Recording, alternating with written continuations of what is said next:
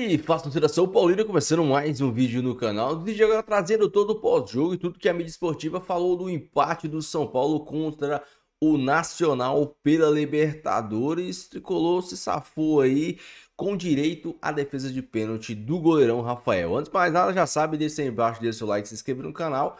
Ative o sininho de notificações e diz o que você achou do jogo. Acha que agora para o jogo de volta o São Paulo é favorito? Também comenta aí de onde você é, qual a cidade que você está falando. Mandar um salve aqui para o Ari Dias de Campo Grande, Márcio de Campinas, Jefferson de Rio Claro, Devanil de Votorantins e o Tarles de Franca, lá em São Paulo. Comenta aí de onde você é, deixa seu nome aí para mandar um salve para você. Bora assistir o vídeo junto, no final você sabe, eu volto, trago a minha opinião, os meus comentários, a gente vai falar muito. Créditos e direitos autorais, deixa na descrição. Sempre o Léo, Jean, Eugênio, boa noite aos fãs e às fãs do esporte. É óbvio quando você tem 2 pênaltis contra e bolas na trave, você termina o jogo empatado, o resultado é mais favorável à equipe que empatou o jogo, principalmente quando ela atua fora de casa, do que a equipe que criou todas essas chances. Acho que o Atlético Nacional, pelos lados, teve um volume de jogo bem interessante. Acho que os pênaltis não são fruto desse volume de jogo.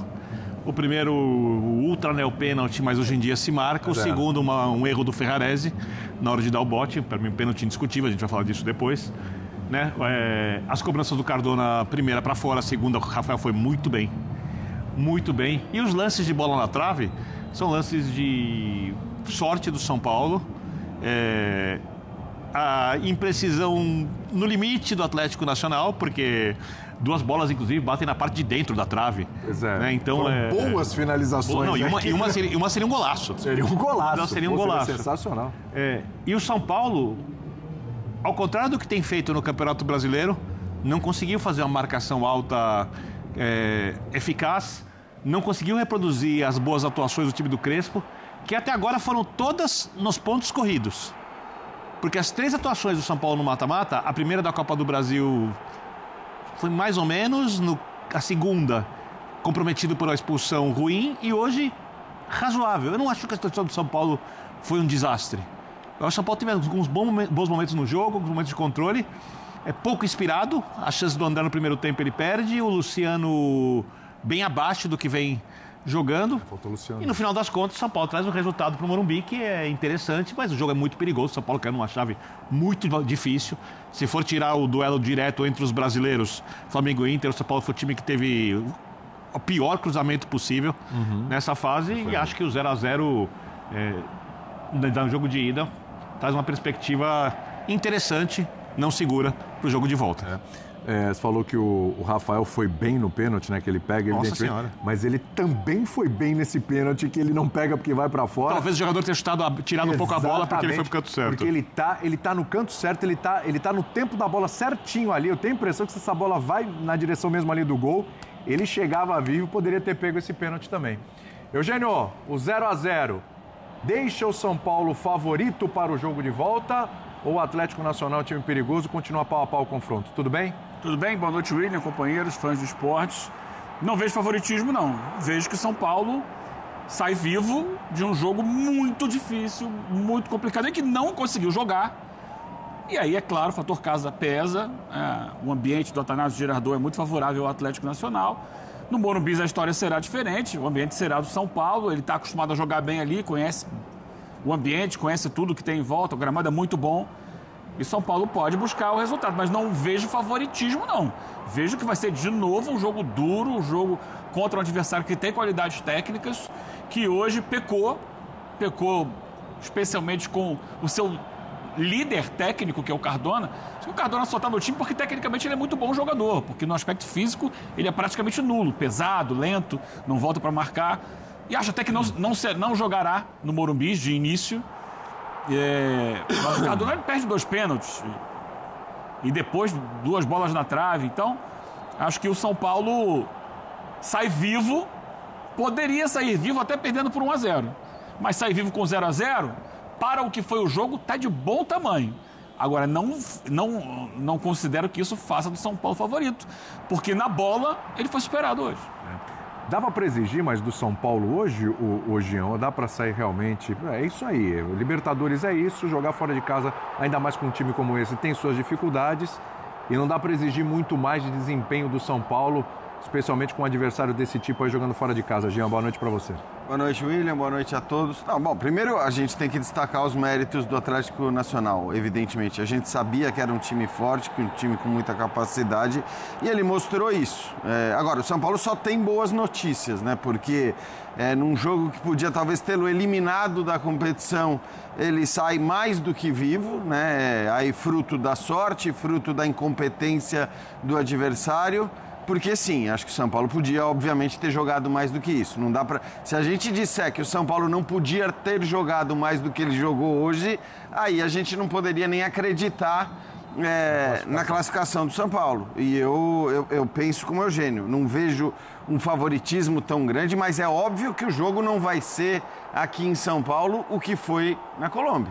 É evidente, né, que com o Morumbi lotado... Com o Lucas aí, né? Com o Lucas provavelmente desde por maior parte do tempo, não sei se desde o começo, mas por maior parte do tempo, tal, a tendência é que o São Paulo não sofra tanto e que o São Paulo, acima de tudo, crie mais, porque hoje eu acho que ficou muito abaixo, sim. Talvez o São Paulo tenha tido um momentinho um pouco melhor depois do primeiro pênalti perdido, ali naquele primeiro tempo. De resto, achei muito abaixo e, repito, fruto da sorte, fruto da incompetência do Cardona principalmente, o São Paulo sai com um resultado muito bom. Então, acho que só tem motivos para comemorar. Primeiro, um resultado muito bom diante do que foi o jogo. E segundo, o fato de que na partida de volta, certamente a gente não vai ver 90 minutos iguais aos que a gente viu hoje. A gente falando agora com o Bertozzi sobre essa atuação do São Paulo, esse cara aí é uma esperança para a volta, hein, Bertozzi?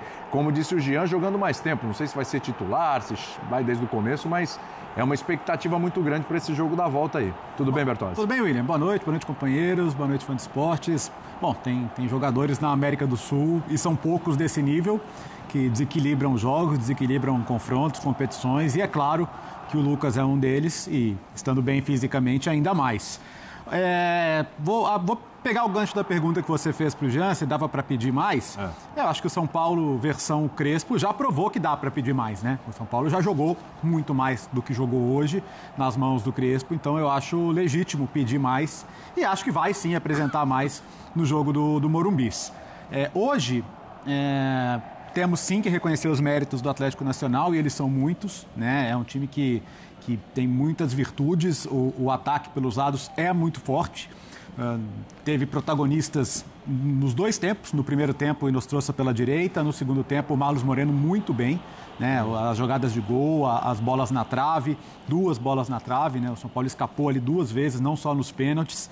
Então eu acho que é aquela situação assim, às vezes o empate fora é aquele empate que você leva na maciota, porque você vê que o bicho não é tão feio assim, então você fala, em casa a gente amassa esses caras. Aqui não, aqui acho que vai mais como sinal de alerta. Olha, hoje a gente escapou, mas a gente sabe que a gente vai ter que jogar mais. Isso aqui de hoje pode não bastar. Sabe quem tomou um aviso desse? Para pegar um exemplo de um jogo clássico para mim? O Liverpool e PSG na Champions. Que aquele jogo do Alisson, que o PSG massacrou. O Liverpool ganhou aquele jogo, mas a gente ficou... Eu lembro da gente analisar e falar, cara, não vai ter outro jogo assim. O Liverpool não vai conseguir escapar de todas as formas assim. E tanto é que o PSG foi lá e ganhou o jogo. O que eu quero dizer é, um jogo parecido com esse, o São Paulo pode perder. Então o São Paulo vai ter que necessariamente jogar mais, vai ter que ter mais atenção. O Ferrarese não pode cometer 2 pênaltis, né? O primeiro é um lance azarado, tá? O primeiro é o como é que é, Biner? Né? O pênalti, que você gosta de falar? É o pênalti. Que é pênalti, mas é azar. Né? O segundo é uma ingenuidade.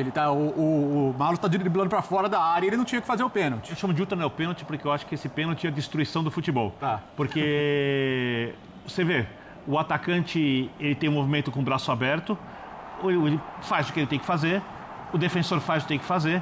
Se o atacante para mim, eu tenho uma teoria, se o atacante não está com os braços atrás do corpo na posição que você exige do defensor, você não pode marcar pênalti num lance desse. Mas a regra fala para marcar. A regra ela é completamente imbecil, desculpa o termo, mas assim, é uma loucura. Se eu fosse treinador, eu instruiria os meus jogadores hoje em dia a abrir o braço do totozinho, tocou o braço aberto, é pênalti, porque aí seriam marcados 50 mil pênaltis assim, até que a FIFA veria e pararia de marcar essas bobagens. Mas, já que se marca hoje em dia, é pênalti. O segundo, eu concordo contigo, Léo, ali eu acho que o Ferrares errou. O bote... Não dá nem pra discutir o lance, a gente tá vendo a jogada ali, ó. O lance agora, é um pênalti... O jogador espera a falta e aí... E de forma lateral ali, o que vê o pênalti bobo, né? Porque ó, ele tava inclusive de costas, ele ia virar. E vai na bola e erra o bote, assim. Exatamente. Um jogo desse, ainda mais todo fora de casa. Desculpa, eu falei o Marlos, é o Morelos. É o Morelos. Grande Morelos. Fala, Bertozzi, pode concluir. Não, é isso. Então, só para concluir, eu acho que é muito, muito claro para mim que o São Paulo volta bem alerta do... Não que o São Paulo tenha subestimado, tá? Não quero dizer isso. Mas acho que o São Paulo volta bem consciente, o torcedor também. Não que você tenha que explicar para o São Paulino o que é o jogo de Libertadores e tal, mas ele tem que ir bem consciente de que ele tem que ir para jogar também, né? É um jogo muito difícil, é um jogo muito grande. Ele começa 0-0 e o torcedor vai ter que batalhar tanto quanto o time. É um jogo muito complicado que o São Paulo vai ter na volta. Eu tenho algumas dúvidas. Primeira, o São Paulo, no Morumbi, costuma esmagar a saída de bola do adversário. Desde que pressiona. Vai marcar alto. E como é um time do Crespo, bielcista, faz a marcação com perseguição individual. Como chamou a atenção o Léo, o Inestrosa e o Moreno, pelos lados, são excelentes escapes para o contra-ataque. Ou seja, o São Paulo precisa acertar muito bem essa marcação alta, desde o início do jogo. Se o São Paulo faz isso e começa a roubar a bola ali, o São Paulo vai enfrentar um time que tem como sua principal dificuldade roubar bolas no campo de defesa. Porque o Atlético Nacional também gosta de marcar alto. Mas ele é bem vulnerável atrás, principalmente do seu lado direito. Por isso que eu acho que ele não vai... Desculpa, Bino, claro. Interrompendo. Ele vai abrir mão, para mim, do Cardona no jogo da volta. Não é porque perdeu os pênaltis, não. É porque a capacidade dele de tentar recuperar essa bola é muito pequena. Ele é muito pesado, muito lento. Tem lógica. Eu acho que eles vão colocar um jogador ali mais leve, provavelmente o Biliarce, ou então um terceiro volante. Você acha que é para marcar alto ou para fechar atrás e acionar contra-ataque? Nos dois momentos. Tá. Os dois momentos. Ele pode tirar o 10, o 10 reserva é o Biliarce. Ele pode não botar o Biliarce, pode botar Campuzano, Uribe e Zapata. 3 volantes e apostar nessa transição rápida do Inestrosa por um lado e do Marlos do outro. Por quê? O Morelos... Ele faz muito bem o pivô voltando para girar e distribuir a bola para quem ataca na velocidade do espaço. Teve uma jogada hoje que ele fez um passe lindo, que foi o chute na trave do Marino Inestrosa. É ele que gira, e ele faz muito isso no futebol colombiano.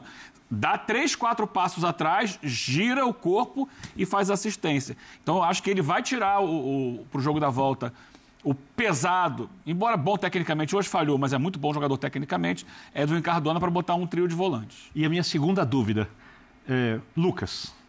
Porque o Lucas vai ter uma semana a mais para se condicionar para o jogo. E se você for pensar no ano passado, quando o São Paulo vai para os pênaltis contra o Botafogo, e também sofreu um bombardeio no primeiro tempo no jogo do Rio de Janeiro, o segundo tempo a melhor chance de gol foi do Caleri.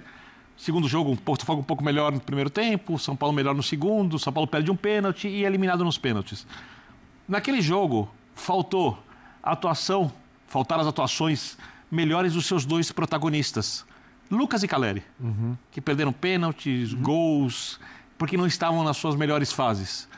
O Lucas voltando bem fisicamente, a tendência é que o Lucas faça a diferença. Lógico que ele não vai estar pronto para o jogo semana que vem. 100% pronto não. 100% pronto não. Mas a minha pergunta é a seguinte, se o Lucas entrar, e isso vai ser muito falado durante a semana, porque é o Lucas... e é a reserva técnica, é o ídolo do time, é o jogador identificado. Primeiro, aonde ele joga? Segunda questão, se por acaso for colocado no lugar do Alisson, porque o Alisson, jogando de segundo volante, é um jogador que desequilibra. O Alisson jogando na meia é o Alisson pré-segundo volante. É um bom jogador, que ajuda muito na pressão alta que o São Paulo vai fazer. E eu acho que o Lucas também pode fazer essa pressão, mas o Lucas não vai conseguir recompor quem é o Alisson se o Lucas, por exemplo, jogar no lugar do Alisson. O São Paulo conseguir ter agressivo. Não é o lugar do Alisson, não. Ele é para entrar ao lado No lugar do André. Ao lado do Luciano na frente. Tô nessa também. Pra mim é 3-5-2 com o Lucas de segundo atacante. Até por conta das condições também, eu acho. A questão é essa. O Lucas, primeiro... Até porque ele não é um 10, né? Não é um 10. E aí, se o jogo pedir, eventualmente, você tira um dos 3 meio-campistas e volta, sim, e volta... E outra, você tem o Lucas agora, você tem o jogo contra o Sport também, para mensurar a condição, a não condição, para trabalhar o Lucas pensando no jogo contra o Atlético Nacional. 90 minutos eu acho que é improvável e talvez seja, dado o histórico do Lucas, né, que não consegue fazer 5 jogos na sequência, seja até uma irresponsabilidade. Então, mas eu acho que é importante ele jogar no final de semana.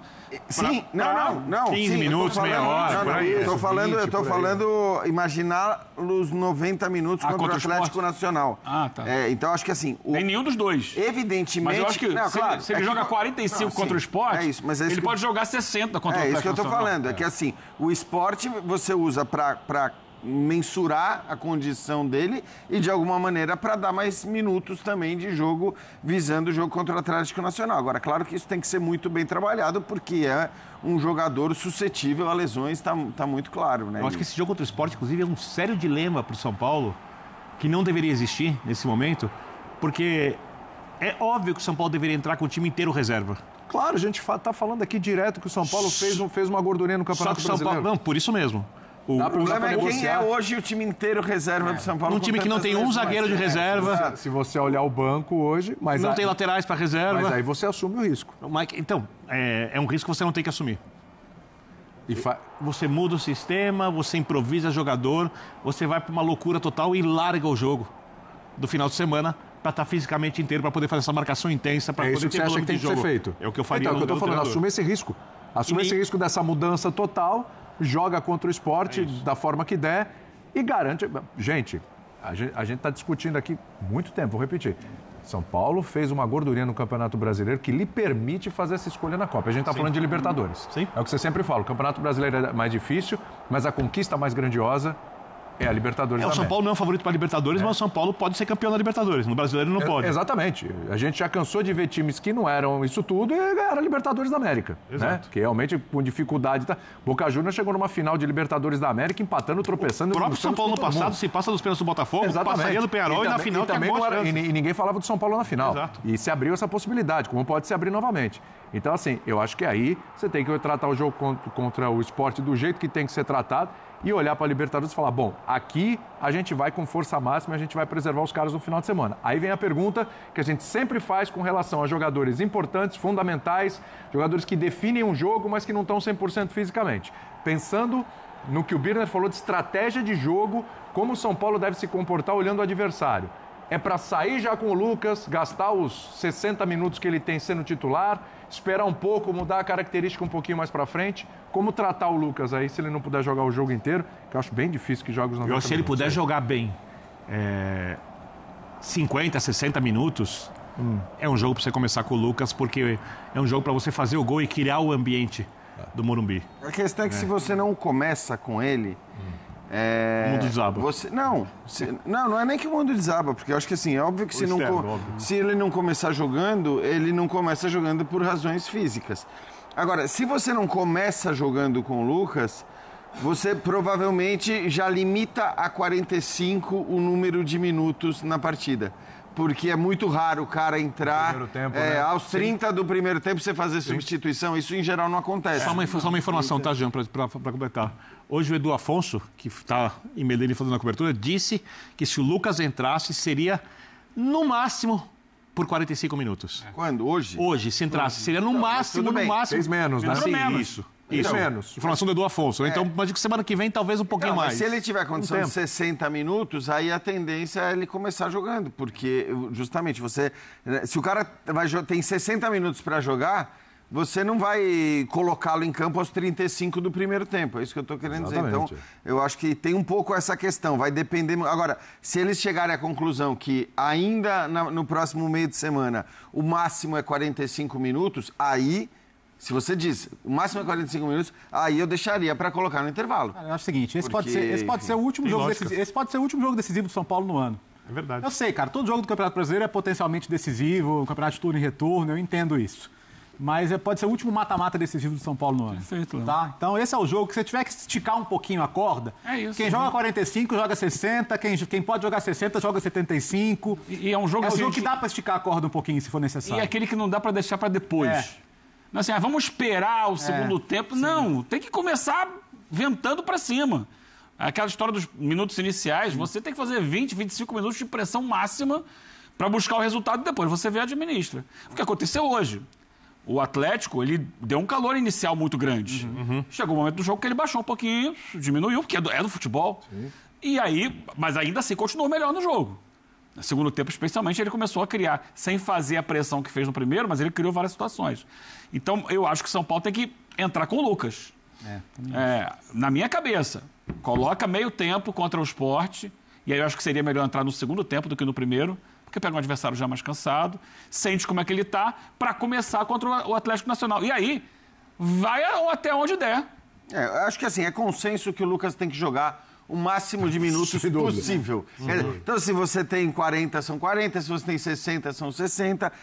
Eu só insisto que eu acho que se você parte de uma orientação do departamento fisiológico, do departamento de preparação física, dizendo eu não quero que o Lucas jogue mais do que 45 minutos, porque com mais de 45 minutos você corre o risco de perder o Lucas para a temporada. Se fosse assim, aí, pelos mesmos motivos que o Eugênio disse que preferiria no segundo tempo, se fosse assim, com uma orientação de que ele não deve jogar mais de 45 minutos, aí eu acho melhor entrar no segundo tempo. Agora, se tem qualquer chance dele jogar 60 minutos, é melhor começar jogando, porque ninguém entra aos 30 do primeiro. Sem dúvida. E talvez aí com uma minutagenzinha contra o Sport, que nem você falou, né? Já para dar isso vai ser bom, né? Para Vai sentir também, para que o próprio São Paulo tenha noções mais claras da condição. E aí, você acha que o empate do São Paulo fora de casa foi um bom resultado? São Paulo que se livrou aí de pelo menos 2 gols de pênalti, teve duas bolas na trave. Sinceramente, eu disse no vídeo pré-jogo que seria um bom teste para o time do São Paulo esse jogo. E não acho que o São Paulo se saiu tão bem. Achei o São Paulo, principalmente alguns jogadores, o Luciano, os jogadores de frente, Luciano, o Alisson e o André Silva muito mal. O Alisson a gente entende porque ele tá jogando fora de posição. O André Silva, nesses jogos em que você precisa de um pivô, de um centroavante, a gente sabe que ele não desempenha bem. E o Luciano hoje estava no modo estrela chiliquenta, né? Reclamava, tentava cavar falta. Um jogo que o juiz claramente estava deixando a bola seguir. Luciano tentando cavar falta o tempo todo. Quando a jogada não ia nele, ele abria os braços, reclamava com todo mundo. Quando a bola ia, ele não fazia porra nenhuma. Teve uma das grandes chances, foi a roubada de bola do Marcos Antônio, que ele deu pra ele. Ele pisou na bola, fez toda aquela pose pra bater, chutou em cima do zagueiro. Fora isso, defensivamente, eu achei que alguns espaços apareceram. E é normal para um início de trabalho, principalmente no começo, até aquele lance do Alan Franco, né? Que o Alan Franco ficou um tempo parado, o Crespo tentou dar uma ajeitada no time. A marcação não estava encaixada, plenamente encaixada. Depois o Crespo conseguiu dar uma encaixada na marcação. As bolas na trave foram um contra-ataque de um escanteio do São Paulo. E um cruzamento que o cara conseguiu acertar um voleio ali, que ele nunca mais acerta um voleio daquele. O São Paulo, que mesmo não criando grande chance, você teve o André Silva, teve o Luciano e tal, quando chega, às vezes que o São Paulo chegou, dava para fazer algo melhor. Teve algumas oportunidades que o São Paulo conseguiu construir, trabalhar bem a bola, que se tem mais um pouco de tranquilidade, capricho, como é que você querer chamar, dava para ter criado coisa melhor, mas não pode jogar nem perto do que jogou jogou hoje, no jogo da volta. O jogo da volta tem que ser outro time. Hoje o time do São Paulo foi sim um time copeiro, um time que segurou um pouco o jogo, um time que fez um pouco de cera, se defendeu quando foi para defender, tentou atacar quando foi para atacar. O Crespo estava extremamente irritado porque ele queria que o time jogasse. Não perdesse as características. Você tinha só o Marcos Antônio, e aqui a gente tem falado do Marcos Antônio, que esse cara tá jogando é sacanagem. Se a gente tivesse 2 Marcos Antônio no time, São Paulo brigava pelo Campeonato Brasileiro, irmão. Porque o que o Marcos Antônio tá jogando é sacanagem. E joga demais, pô. Ele só toca pra frente, ele não errou um passe no jogo todo. Ele não errou um passe. 90 minutos ele não errou um passe. E os passes dele não são só passes pra trás. Ele, pelo contrário, ele se recusa a tocar pra trás. Ele gosta de tocar pra frente, quebrar a linha. Cara, é inacreditável que o Marcos Antônio vem jogando. O Rodriguinho, hoje, eu acho até que ele entrou bem. Acho que pode dar mais minutagem pra ele. Ele entrou e deu mais dinâmica. Ofensivamente, defensivamente, ele deixou alguns espaços. O Marcos Antônio teve que ficar ali organizando ele. Mas o São Paulo empatou. Leva pro Morumbi a vantagem de vencer por 1 gol de diferença. Nos seus domínios, no Morumbi, o local onde o São Paulo é extremamente forte. E com certeza a torcida vai dar aquele show que a gente conhece. Mas para um teste, um bom teste, um grande teste, me incomodei um pouco com a atuação do São Paulo. Lógico. É Libertadores, o jogo ganha o campeonato assim. Mas vai ter jogos no Campeonato Brasileiro que você vai jogar contra equipes melhores que você, que atuações como essa talvez te dê um 2-3-0 contra. Então, o Crespo tem algumas coisas a melhorar. O time tem algumas coisas a consertar. O setor de criação hoje não se saiu bem. Espero que o Crespo corrija isso. Eu, com certeza, no jogo de volta, podemos ter o Lucas por mais tempo. Bom resultado. Ok o resultado. Muito mais pelo que aconteceu durante o jogo, né? Acho que se o São Paulo tem um pouco mais de coragem, poderia ter se saído com um resultado melhor. O empate. Vamos ver o que acontece na semana que vem. Deixa a sua opinião, deixa seu comentário, não esqueça de deixar o seu like e se inscrever no canal.